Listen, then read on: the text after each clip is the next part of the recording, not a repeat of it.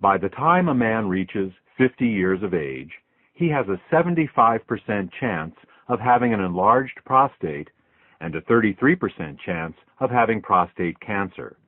As he continues to age, these numbers continue to worsen.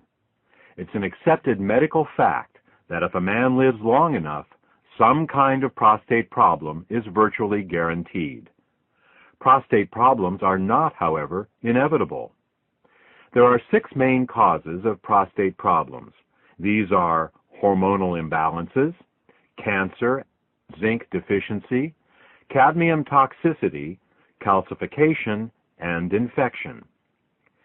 In this audio presentation, we will discuss each of these 6 problems in detail, and then for each problem, tell you which natural ingredients are most effective at addressing each particular problem. Should you want a product with all of the ingredients for each of the problems we are about to discuss, they are available in the Endosterol product. Now, let's begin with hormonal imbalances and cancer, as these 2 problems are intimately related. Up until his early 30s, a man produces more testosterone than estrogen. Yes, you heard right. Men produce estrogen. This is natural and is nothing to worry about. Men produce estrogen and women produce testosterone. The difference is that men make more testosterone than estrogen and women make more estrogen than testosterone. It is this predominance of one hormone over the other that is responsible not just for the differences between male and female bodies, but also the differences between male and female personalities.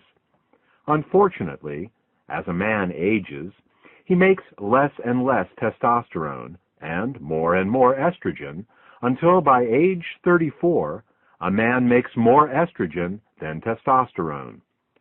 I call this a hormonal inversion. This process accelerates with age, so that by the time a man is 60, he makes twice as much estrogen as testosterone, and by age 90, 12 times as much. While somewhere in a man's 50s, this change is officially labeled as andropause, which is the male version of menopause, you can see that the process actually starts in a man's mid-30s. A hormonal inversion can show up in many ways. In the sports world, a man's performance begins to suffer. This is why you don't see many professional athletes at the top of their game past age 40.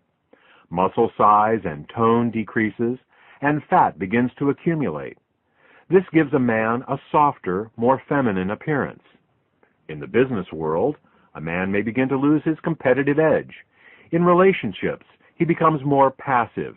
In general, as the hormonal inversion begins to take hold, a man becomes more sensitive and less aggressive, more feminine. Regardless of how you feel about the effect of female hormones on your personality, the male body doesn't like it at all. In particular, this hormonal inversion wreaks havoc on a man's prostate. Hormonal inversion, or the dominance of estrogen over testosterone in man, is due to 3 actions. First, as a man ages, he makes less testosterone. This is understandable, as all hormones decrease in their production with age. Second, some of his testosterone begins turning into dihydrotestosterone, or DHT for short.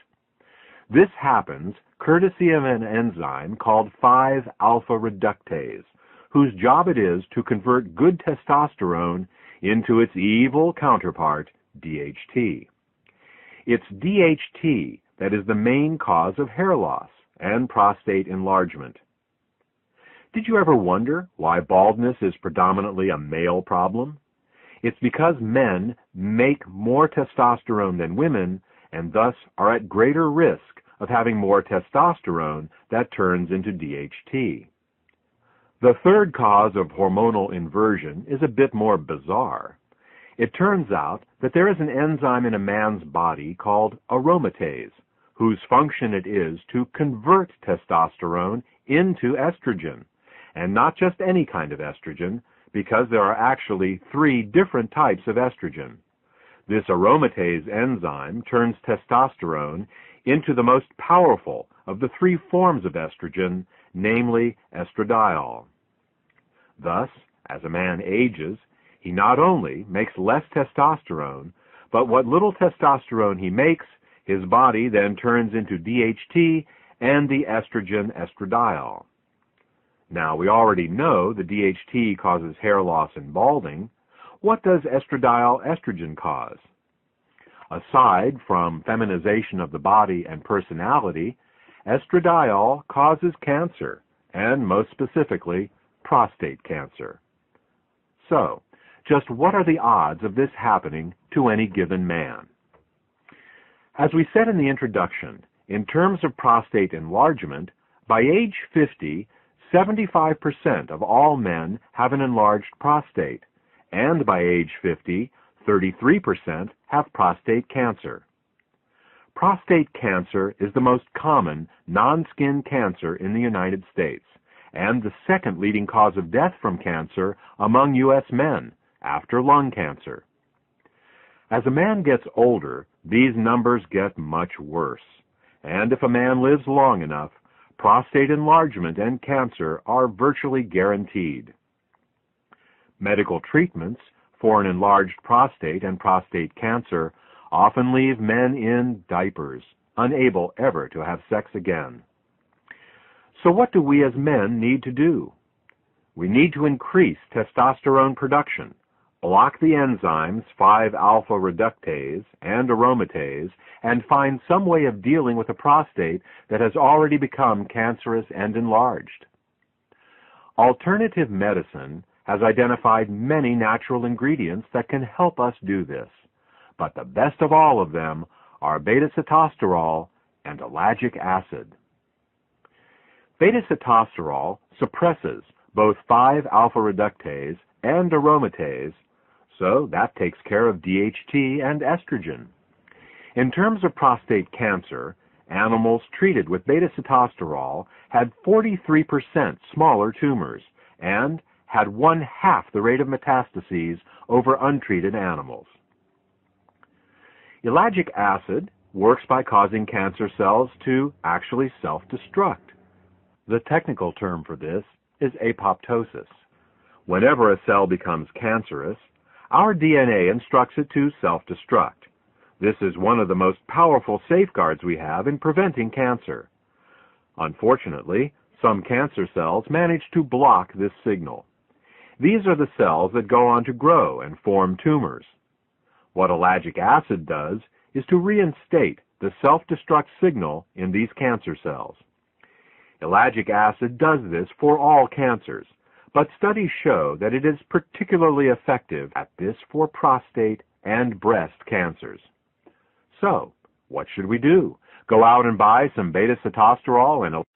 Well, first, you need a concentrated source of beta-sitosterol, and even the saw palmetto berry, the plant recognized as one of the best sources of beta-sitosterol, contains only 333 parts per million of beta-sitosterol. To get 1 gram of beta-sitosterol from saw palmetto, you would need to have over 6.5 pounds of saw palmetto berries.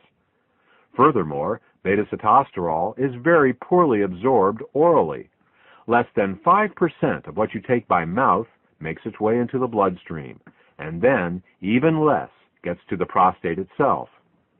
Thus, to absorb 1 gram of beta-sitosterol a day from saw palmetto berries, you would actually need to eat over 132 pounds of the berries a day.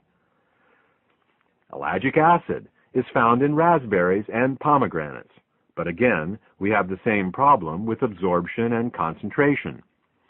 Unless you have the digestive capacity of a 500-pound mountain gorilla and you spent all day stuffing yourself with saw palmetto berries and raspberries, you would need to get a more concentrated source of beta-sitosterol and ellagic acid.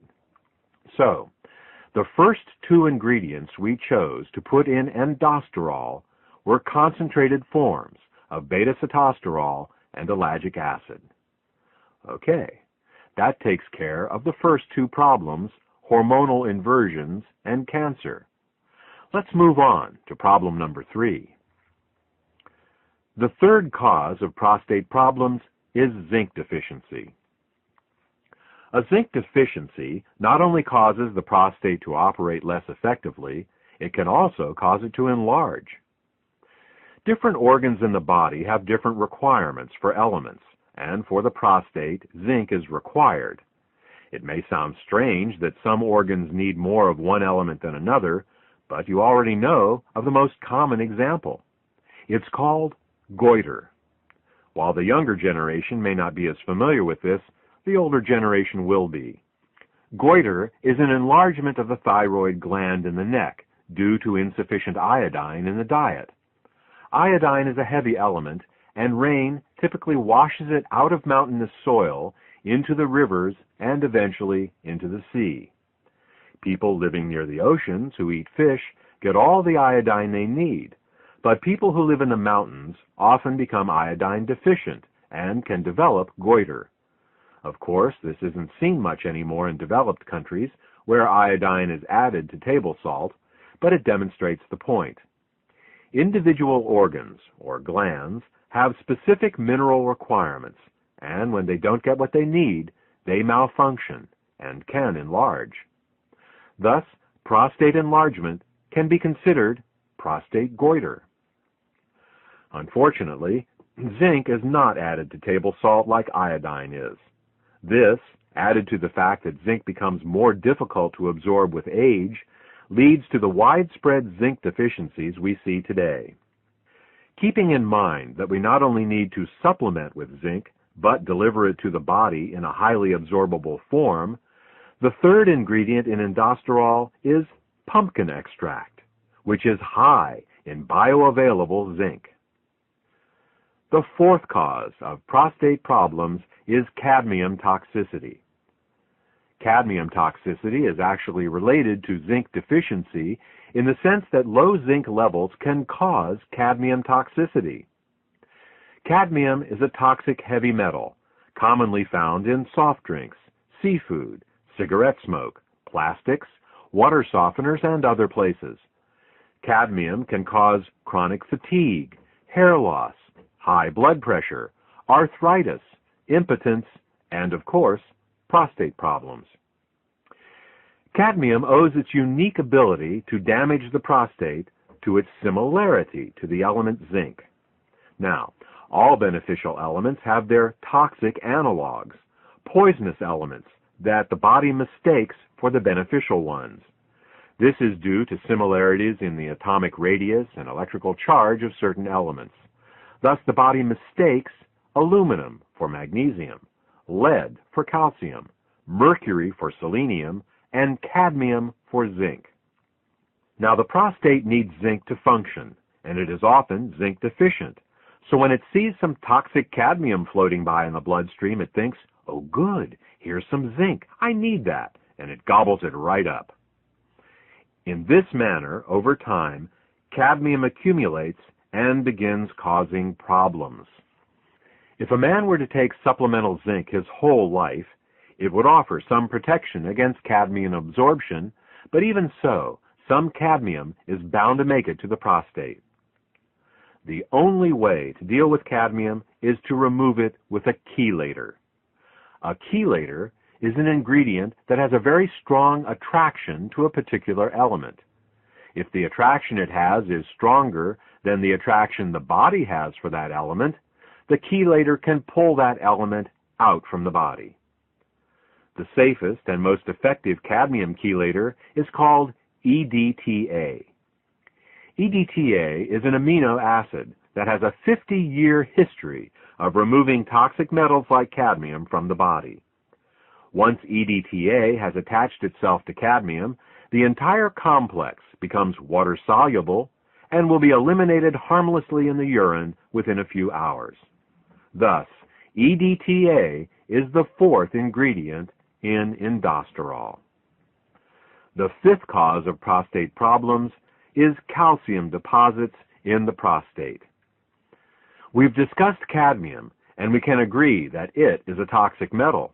But what about calcium? Isn't calcium vital for our health? Absolutely. Calcium keeps our bones and teeth healthy and has many important roles to play in our biochemistry. What is not commonly known is that as we age, calcium migrates from the bones and teeth, where it belongs, into the soft tissues and organs of the body. When calcium does this, it turns from a beneficial mineral into a pathological one. When calcium moves into the kidneys, we get kidney stones. When it deposits in the gallbladder, we get gallstones. When calcium migrates into the arteries, we get arteriosclerosis and atherosclerosis. When calcium gets into the joints, we get arthritis. And when calcium gets into the prostate, we get prostatic calculi, also known as prostate stones. In addition to being a gland, the prostate is also a small pump, and like any pump, it needs to be free of debris to function properly. As we age, these tiny prostate stones accumulate, reducing the prostate's health and functionality. Now, there are two ways to remove prostate stones. The first is a medical procedure that involves a catheterization.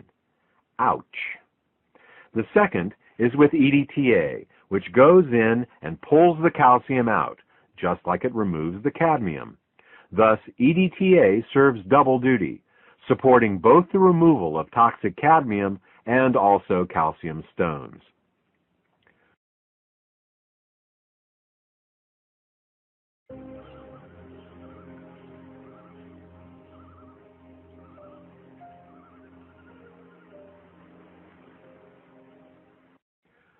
The last cause of prostate problems we will address is that of infection. In addition to cancer, the prostate is susceptible to bacterial, viral, fungal, and parasitic infections. You will recall that ellagic acid is the ingredient used in indosterol to decrease cancer risk, but it does much more than that. Ellagic acid is truly a remarkable ingredient. Ellagic acid is antibacterial, antifungal, antiviral, and antiparasitic as well. Ellagic acid is such a remarkable ingredient that it is well worth learning a bit more about it. Ellagic acid inhibits all bacteria by inhibiting the enzyme gyrase. Gyrase is only found in bacteria, and it is the enzyme that allows bacterial DNA to coil. Without this enzyme, the bacteria's DNA unspools, and the bacteria dies. Unlike traditional antibiotics that are specific to certain bacteria, ellagic acid works on all bacteria. Since gyrase isn't a human enzyme, inhibiting it does us no harm. Ellagic acid inhibits fungi and yeast by inhibiting the enzyme chitin synthase 2. Almost all fungi and yeast cell walls are built out of a polysaccharide called chitin, and chitin synthase 2 is the enzyme they use to make chitin. Thus, by inhibiting chitin synthase 2, ellagic acid suppresses the growth of almost all fungi and yeast. Again, chitin synthase 2 is not a human enzyme, so inhibiting it does us no harm. Ellagic acid inhibits many viruses by inhibiting the enzyme integrase. Integrase is an enzyme that many viruses need to enter a cell. As you know, viruses cannot reproduce without entering a cell, so by inhibiting this enzyme, many viruses can be inhibited. Again, integrase is not a human enzyme, and its inhibition does us no harm. Finally, ellagic acid inhibits parasites, but the mechanism of how this happens is not yet fully understood. While many people believe parasitic infections to be limited to third world countries, many people harbor millions of intestinal parasites their whole lives without ever knowing it. Thus, in addition to the effects of ellagic acid on prostate cancer, ellagic acid also deals with the infective aspect of prostate disorders. Ellagic acid is also an ingredient in indosterol. We have now discussed the 6 main causes of prostate problems: hormonal imbalances, cancer, zinc deficiency, cadmium toxicity, calcification, and infection. We have also discussed the ingredients best suited to deal with these problems, namely beta-sitosterol, ellagic acid, pumpkin extract, and EDTA.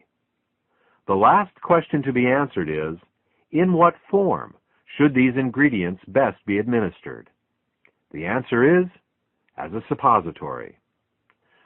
Suppository administration was chosen as the delivery mechanism for indosterol for two reasons. Firstly, rectal absorption is recognized as being some 20 times greater than oral absorption. Secondly, and more importantly, has to do with the location of the prostate. When a suppository is inserted into the body, it rests some mere inches away from the prostate itself. It is this ability of a suppository to deliver ingredients directly to the prostate that makes it the optimal method of administration. Congratulations! You've now completed a crash course on prostate health. You know the 6 main causes of prostate problems, as well as what ingredients can be taken, both preventatively and therapeutically. For more information on indosterol, a product that combines all the ingredients we've talked about, contact the healthcare provider who gave you this presentation. Let's start with inflammation. As we get older, chronic aches and pains can begin to accumulate in the body. Inflammation is an important part of the healing process, but the chronic, unresolved inflammation associated with aging is definitely not beneficial. Chronic inflammation has also been associated with disease conditions, ranging from Alzheimer's and MS to heart disease and strokes. Clearly, inflammation is a problem that needs a solution. Unfortunately, many of the anti-inflammatory drugs used in the past have had disastrous side effects that have only shown up years later after their initial introduction. This is because pharmaceutical drugs work by overriding the body's natural biochemical pathways. All the pathways in the body are interconnected, and by manipulating one, you always inadvertently apply pressure to others. You can do this in the short run, but over time, it can cause problems. Current examples of this include the terrible side effects found with Vioxx and Celebrex, including increased risk of heart attacks, strokes, and blood clots. The only way we can be sure of avoiding unforeseen side effects is to work with nature, not against it. In nature, the inflammation pathway is controlled through the fats and oils in our diet. Certain oils and fats increase inflammation and others decrease it. Luckily, nature has supplied us with the saw palmetto plant. Saw palmetto oil works by inhibiting the same lipoxygenase and cyclooxygenase inflammation pathways that the pharmaceutical drugs do, but it does so in a manner that nature intended and is familiar with, that is, through dietary oils. Let's move on to circulation problems. In dealing with circulatory problems, there are two main issues to address, and they are blood viscosity and plaque. Blood viscosity refers to how thick the blood is, how prone it is to forming clots. We need our blood to clot to prevent us from bleeding to death from injuries. But when the blood becomes too thick, clots begin to form inside the body in the arteries and in the veins. These clots can decrease the flow of blood, leading to fatigue if they are small, and strokes and heart attacks if they are large. Fortunately, saw palmetto in general, and beta-sitosterol in particular, both inhibit platelet aggregation, which is what causes the blood to clot.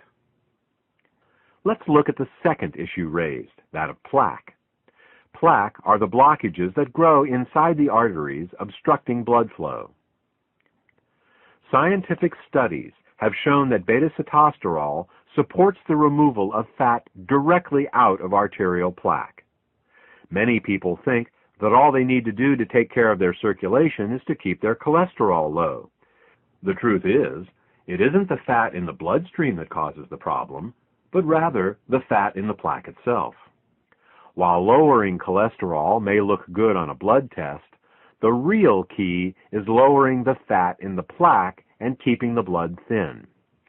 Still, if a good blood test is important to you, you will be happy to hear that beta-sitosterol has also been clinically shown to support the lowering of LDL cholesterol and triglycerides. Immune function is the second issue we will address in this chapter. While most people believe that a stronger immune system is a better immune system, the truth is that what we really want is a strong and balanced immune system. A person suffering from allergies has a strong but unbalanced immune system. A person suffering from an autoimmune disease also has a strong but unbalanced immune system. To understand the concept of immune balance, we will compare the immune system of a person to the internal and external security of a ritzy nightclub. In a nightclub, there are doormen and bouncers. The job of the doormen is to make sure that only the right sorts of people are allowed in.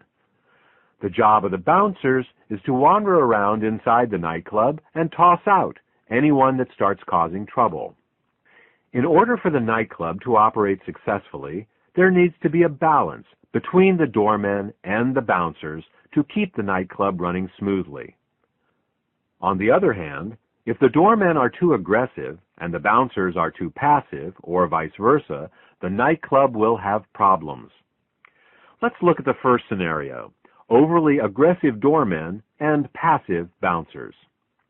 With overly aggressive doormen, perfectly good clients will be denied entry to the club. With passive bouncers, anyone who does get in and then causes a problem won't be removed. This type of immune imbalance is paralleled by a person with continual allergies and colds. The overly aggressive doormen reacting to clients that aren't a problem is analogous to a person allergic to things like cat hair or ragweed, things that pose no real threat to their health. The passive bouncers, letting clients get drunk and cause problems inside the nightclub, are analogous to a weak immune system, low on natural killer cells, unable to get rid of infections and cancer cells. Now, let's look at the second scenario: passive doormen and overly aggressive bouncers. With passive doormen, anyone can get into the club. With overly aggressive bouncers, peaceful and valuable clients are tossed out, and the fights between the bouncers and normal folk just there to have a nice time are always breaking out. This type of immune imbalance is paralleled by a person with an autoimmune problem. The overly aggressive bouncers fighting with peaceful patrons that aren't doing anything wrong is analogous to a person whose immune system is attacking their own body's tissues, such as rheumatoid arthritis, lupus, or MS. You can see now that before we attempt to strengthen an immune system, we should first balance it. Sometimes strengthening an immune system only makes matters worse by increasing allergic and autoimmune responses. Fortunately, beta-sitosterol has the unique ability of being able to balance the immune system, the doormen and the bouncers, so to speak. For those of you who are more scientifically minded, beta-sitosterol has an adaptogenic effect on Th1 and Th2 ratios. It is this ability of beta-sitosterol to balance the immune system that gives it the seemingly magical ability to support such a wide range of immune disorders. The last issue we will address is that of female health. Based on everything we have discussed in the first part of this presentation regarding the prostate, it may come as a surprise to learn that the ingredients in indosterol are also beneficial for supporting female health. In fact, saw palmetto has a long history of use for both men and women. It has been used as a reproductive tonic for women, increasing libido, fertility, and increasing milk flow in nursing mothers. It has also been prescribed to relieve painful periods, to regulate the menstrual cycle, and for pelvic inflammatory conditions, including salpingitis and ovarian pain. It has even been used to increase the weight of the uterus in postmenopausal women. Saw palmetto also has an affinity for the urinary system and has been taken to relieve urinary infections and fluid retention. This brings us to the end of this presentation. We started talking about a product for the prostate, continued with circulation, inflammation, and immune disorders, and ended discussing women's health.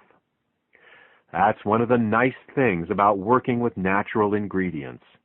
Instead of getting unexpected side effects, you get unexpected side benefits. You start working on helping one problem, and you end up helping lots of problems that you didn't even know were related. I hope this information has been helpful to you. If you have any questions about how Endosterol can support your health, condoms are very sturdy. They have to be. All day long, they have to burn up fats and detoxify poisons. But they have a specific weakness, an Achilles heel, if you will, and that is phthalates. Phthalates are the chemicals that are added to plastics to make them more flexible. Phthalates give us products like styrofoam cups, Ziploc bags, Tupperware containers, plastic-wrapped foods, plastic-lined milk and juice cartons, and, of course, plastic water bottles. Plastic water bottles can be the worst offenders because the more pure the water, the more phthalates will leach into it from the plastic bottle. It's a cruel irony that health-conscious people who drink bottled water are actually taking in more toxins from their plastic water bottles than they would get from drinking unfiltered city tap water. Even little babies get soft plastic teething toys, plastic pacifiers, and plastic formula bottles containing phthalates. Phthalates are also found in clothing, toys, cosmetics, perfumes, nail polishes, hairsprays, skin creams, mosquito repellents, toothbrushes, car interiors, hoses, paints, vinyl, sealants, adhesives, and the list goes on. Look around you. Phthalates are everywhere. Now, if these phthalates were to stay in their host products, life would be fine, but they don't. You see, phthalates aren't chemically bound to the materials they are added to. They leak into our water, into juice, into milk, and into the foods they are supposedly protecting. They leak out of the clothes we wear and pass into our bodies through our skin. They off-gas from our floors, walls, cars, and furniture and migrate into our lungs. Once in our bodies, phthalates wreak havoc with our endocrine system, cause birth defects and cancer, damage our mitochondria and liposomes, and, most relevant to this presentation, phthalates poison our peroxisomes. The first signs of phthalate toxicity showed up in the Korean and Vietnam Wars, where injured soldiers would occasionally go into shock and die within minutes of being given blood from plastic IV bottles. Before that time, blood was stored in glass bottles, but in 1948, with the invention of plastic blood storage bags, the military abandoned the storage of blood in glass bottles since they were too easily broken in a wartime environment. Unfortunately, the phthalates leaked from the plastic bags into the stored blood and then were poured directly into those poor soldiers' bodies. Many good men died not from their wounds, but from phthalate toxicity. Medical researchers who noticed that a greater number of men died of shock in these modern wars attributed that fact to the hotter climates, but phthalates were the more likely culprit. Now, peroxisomes can take a lot of damage. In fact, they are specifically built to be able to break down toxic chemicals, but they can't handle phthalates. And these are the very toxins to which we are most frequently exposed. In fact, phthalates are the #1 toxin in the body. An amazing 3 milligrams of them may be absorbed in a single day.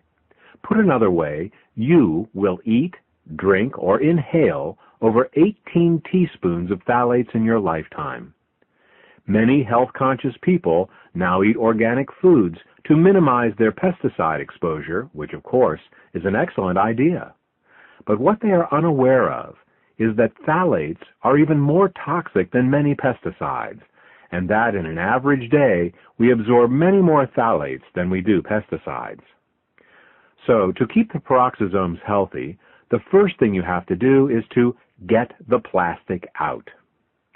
You can do this by minimizing your exposure to plastics. Unfortunately, avoiding all plastics is virtually impossible in the modern world, which brings us to the second thing we need to do. We need to actively remove the phthalates from our bodies.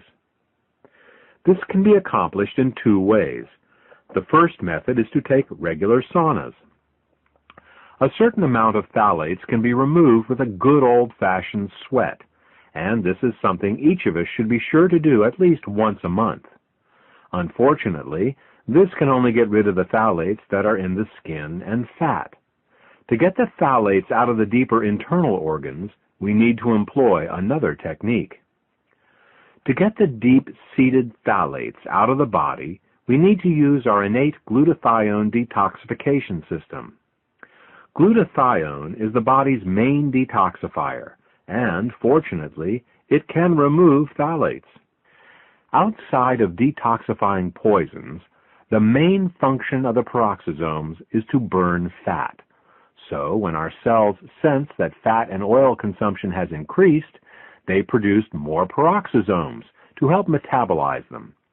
Likewise, if they sense that less fats and oils are being consumed, they decrease in number. One of the main ways that our cells determine how much fat and oil we are consuming is to monitor the level of sitosterols in our body.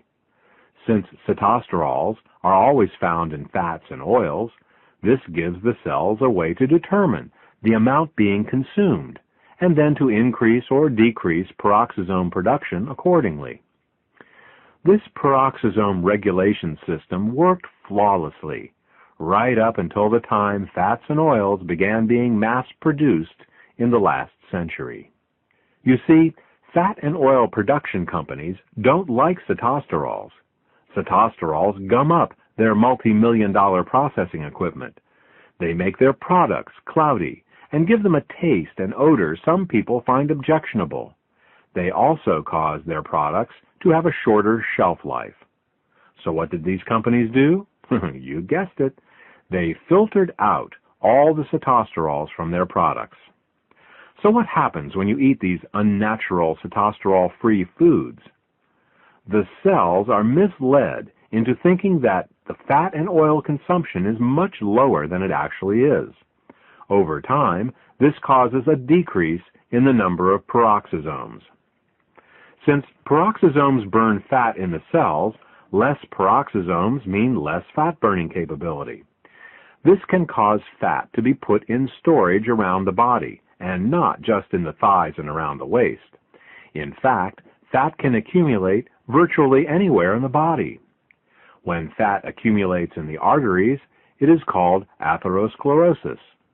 Fat accumulation under the skin is called cellulite.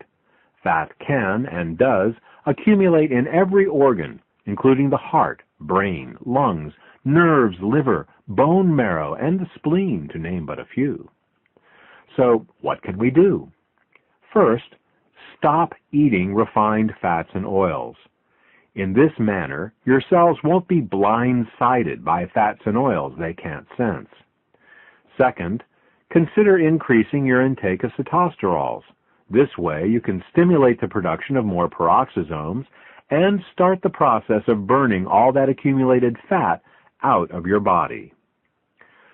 According to the Centers for Disease Control, 57% of Americans are overweight, and nearly 1/4 of our population is clinically obese.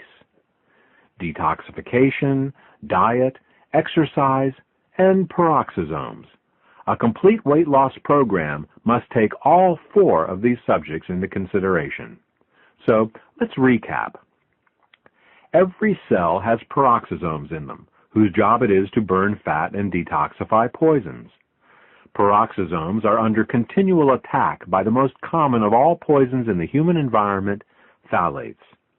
Peroxisomes are also artificially decreased in number due to sitosterols being processed out of our foods. The decreased number of peroxisomes in our cells can lead to fat deposition in all the organs of our bodies, as well as an accumulation of many chemical toxins that the peroxisomes would otherwise neutralize. The solution is fourfold. 1. To avoid phthalates whenever possible. 2. To break into a good sweat at least once a month to sweat out some of the phthalates. 3. To support our glutathione detoxification systems so we can detoxify those phthalates we can't sweat out. And 4. To increase our sitosterol intake so as to stimulate